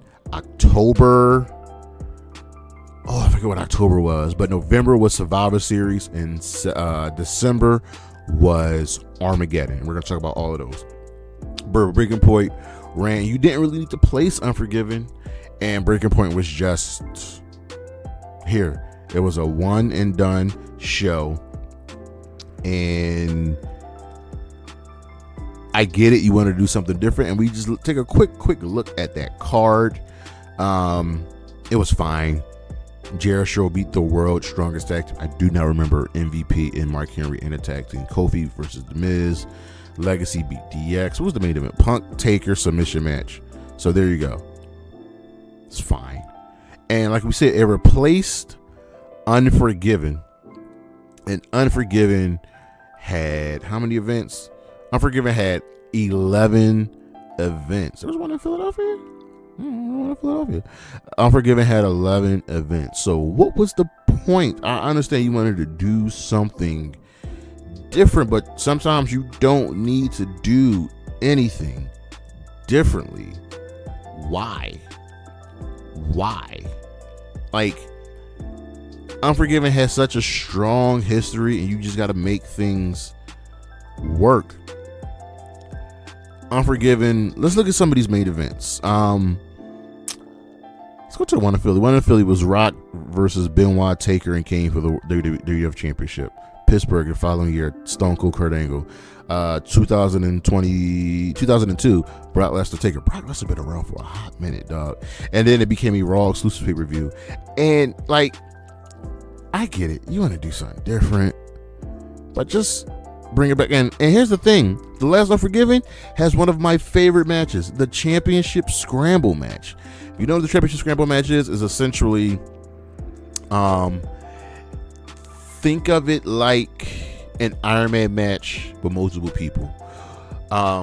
Whoever has the most falls in that match when the timer is up, not most falls, but whoever, okay, there's a championship on the line, and whoever has the final pinfall when the match is over wins.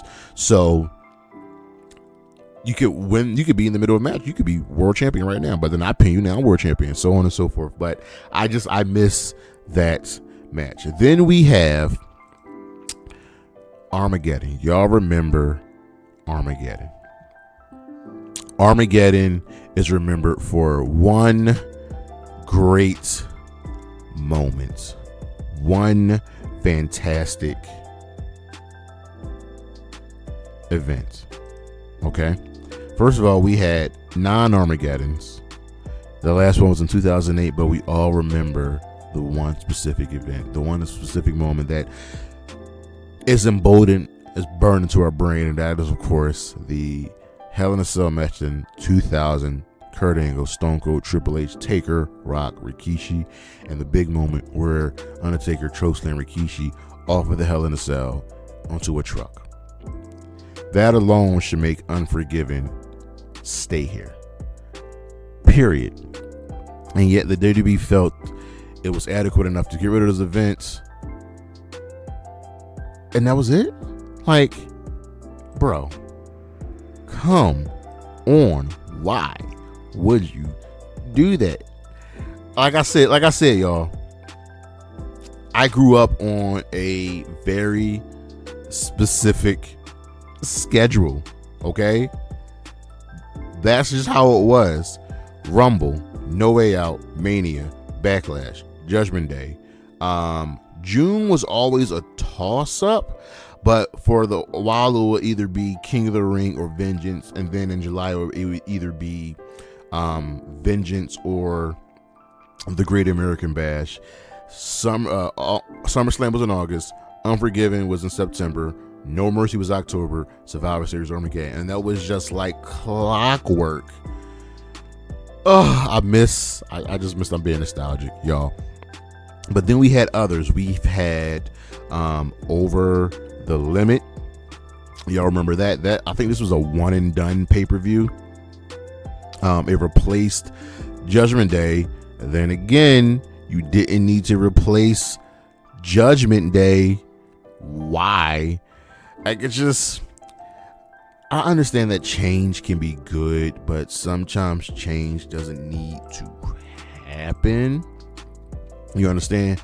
And we had 3 Over the Limits. We had 2010, 2011, and 2012. So we had 3 Over the Limits. Then we had, y'all, now, do y'all remember Great Balls of Fire? One and done, Raw exclusive pay-per-view, and this is when they should have pulled the trigger on on Samoa Joe. Every summer they would pump up Samoa Joe, and then he would just lose. He would just lose, and I never, ever could get with that. Great Balls of Fire, that was a one and done pay-per-view. Then we had Judgment Day. Judgment Day, ladies and gentlemen. I miss Judgment Day. It was, again, there for me. 11 events, 98 all the way up into 2009. For 3 years, it was a SmackDown exclusive pay-per-view, and that's probably why it means so much to me, because it was a SmackDown exclusive pay-per-view. But Judgment Day gave us some great moments. It gave us some great matches. I remember very specifically, we know the top moment in Judgment Day history: Rock Triple H 60-minute Iron Man match, and Shawn Michaels is the special guest referee, and The Undertaker comes back as the American Badass. I will never forget that. I just loved, and we had so many other great matches, great moments. Of course, we talk about 04 with the Judgment Day. I'm not Judgment, not the group, the event.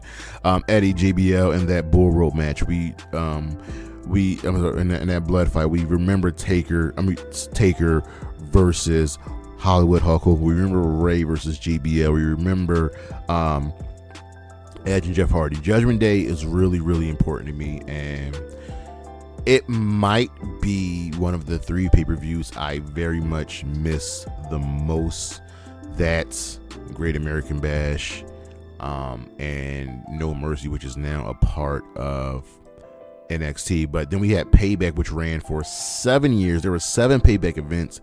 It replaced their May. It was moved around a lot because it was in June, it was in May, it was in August, and it was in September. And that's the one thing I really didn't like about WWE, the pay-per-views, is that you're moving all of these events around, and you just have a schedule. Like, I know the Rumble's in January.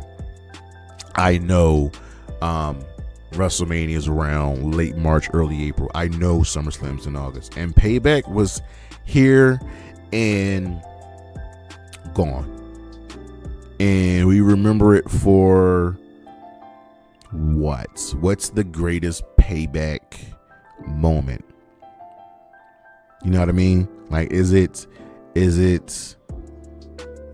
the no holds barred triple threat match for the Universal Championship? Is it Seth versus Shinsuke? Which I really hate. There was a Payback last year, and I do not think there's a Payback this year. If we go to this year's schedule, upcoming events, there's nothing scheduled after Survivor Series War Games. So WWE just has stuff to have stuff. Remember Fastlane? Fastlane seems very WWE appropriate. So Fastlane ran for 7 years. You sometimes forget that these events ran for, over 5 events.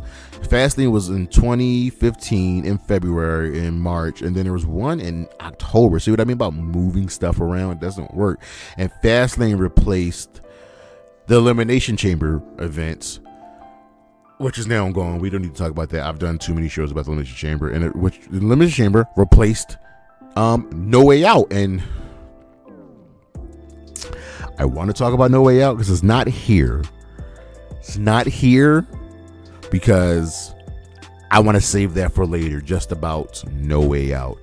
But Fastlane was here, and then it was gone. And then we had, what was the last? We had Roadblock. I think Roadblock ran for 1 event, and I specifically remember Roadblock for two events. I remember one specifically, which was the Triple H Dean Ambrose one in 2016, and then there was one in. There were two Roadblocks. There were two Roadblocks in 1 year, ladies and gentlemen. There were 2 Roadblocks in 1 year. Why? See what I mean? WWE doesn't know sometimes what they're doing. And my favorite event that's disappeared: Capital Punishment. Not Capital Carnage, which ran in 1998. Capital Punishment. Now, what was Capital Punishment? I thought it was going to be kind of homage to the Great American Bash, but no. We had heel R-Truth taking on John Cena for the WWE Championship, and Lord knows I wanted R-Truth to win. R-Truth was main eventing at pay-per-view show. Main eventing. There were no women on the card. But this is what I want. This is when R-Truth was going crazy with Little Jimmy. And of course, LOL, Cena wins. And the funny thing is, Capital Punishment had a solid card. We had main roster Ziggler, Kofi for the U.S. title, Alex Riley, Miz, Del Rio, Big Show, Ezekiel Wade Barrett for the Aussie title, Punk, Ray, Randy, Christian for the world title, Evan Bourne, Jack Swagger, and John Cena versus R-Truth. I really wanted R-Truth to win. Sometimes you gotta pull the trigger.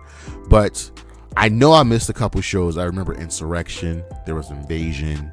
There was another show in Europe outside of Insurrection, which I can't remember. Of course, No Way Out, which is just gone. And there are the ones that have been gone but have been brought back in NXT, like No Mercy, Vengeance, Great American Bash. I'm all for those. And they brought back In Your House. But that's our show. Thank you for letting me reminisce. I hope you get to reminisce too. Check out the socials, Charismatic Creations on Facebook and YouTube, Charismatic_Creations52 on Instagram. Coming up, I'm working on the schedule. It should be live tomorrow. And as always, Anna J, Willow Nightingale, Kris Statlander, DG Dolan, Bailey, and Isla Dawn. Holla at your boy. Peace.